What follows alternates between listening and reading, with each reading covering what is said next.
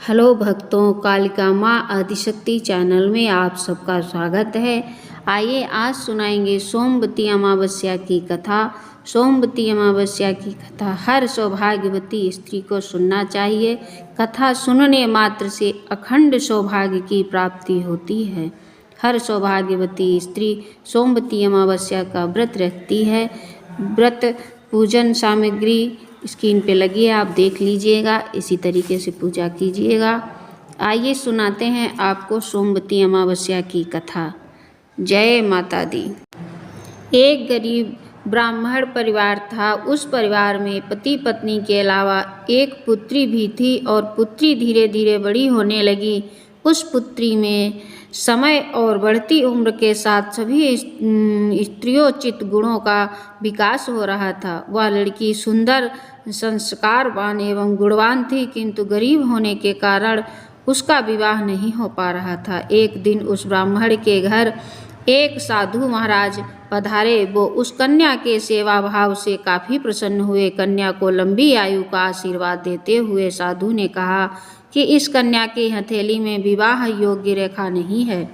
तब ब्राह्मण दंपत्ति ने साधु से उपाय पूछा कि कन्या ऐसा क्या करे कि उसके हाथ में विवाह योग बन जाए।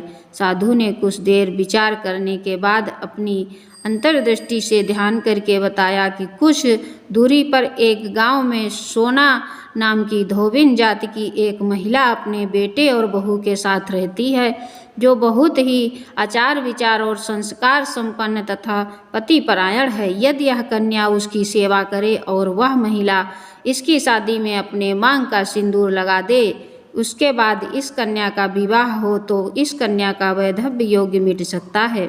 साधु ने यह भी बताया कि वह महिला कहीं आती जाती नहीं है। यह बात सुनकर ब्राह्मण ने अपनी बेटी से धोबिन की सेवा करने की बात कही। अगले दिन कन्या प्रातःकाल ही उठकर सोना धोबिन के घर जाकर साफ सफाई और अन्य सारे करके अपने घर वापस आ जाती। एक दिन ये सोना धोबिन अपनी बहू से पूछती है कि तुम तो सुबह उठकर सारे काम कर लेती हो और पता भी नहीं चलता।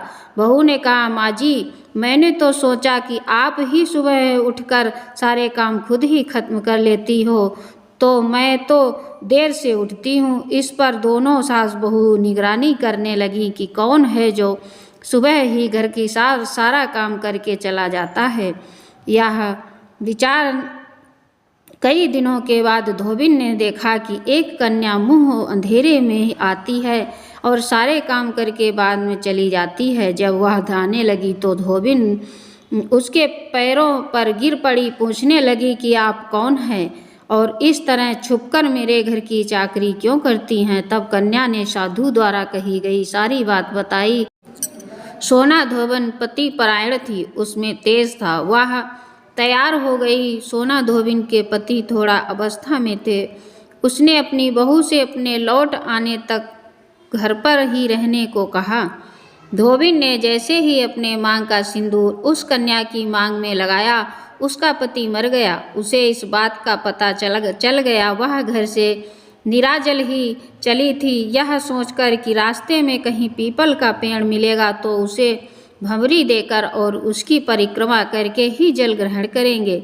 उस दिन सोमवती अमावस्या थी। ब्राह्मण के घर मिले पुए पकवान की जगह उसने ईंट के टुकड़े 108 बार भंवरी देकर 108 बार पीपल के पेड़ की परिक्रमा की और उसके बाद जल ग्रहण किया। ऐसा करते ही उसके पति की मुर्दा शरीर में वापस जान आ गई। धोबिन का पति वापस जीवित हो उठा। इसलिए सोमवती अमावस्या के दिन से शुरू करके जो व्यक्ति हर अमावस्या के दिन भांवरी देता है, उसके सुख और सौभाग्य में वृद्धि होती है। पीपल के पेड़ में सभी देवों का वास होता है। अतः जो व्यक्ति हर अमावस्या को न कर सके, वह सोमवार को पड़ने वाली अमावस्या के दिन 108 वस्तुओं की भंवरी देकर सोना धोबिन और गौरी गणेश का पूजन करता है, उसे अखंड सौभाग्य की प्राप्ति होती है। ऐसी प्रचलित परंपरा है कि पहली सोमवती अमावस्या के दिन धान, पान, हल्दी, सिंदूर और सुपारी की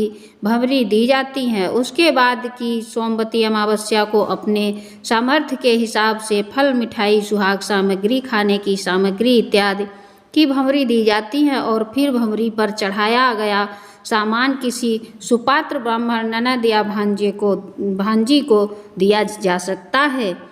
जय माँ आदिशक्ति महाकाल बाबा। वीडियो अच्छी लगी हो तो चैनल को सब्सक्राइब करें, शेयर करें, बेल आइकन प्रेस करें, कमेंट में जय माँ आदिशक्ति ज़रूर लिखें।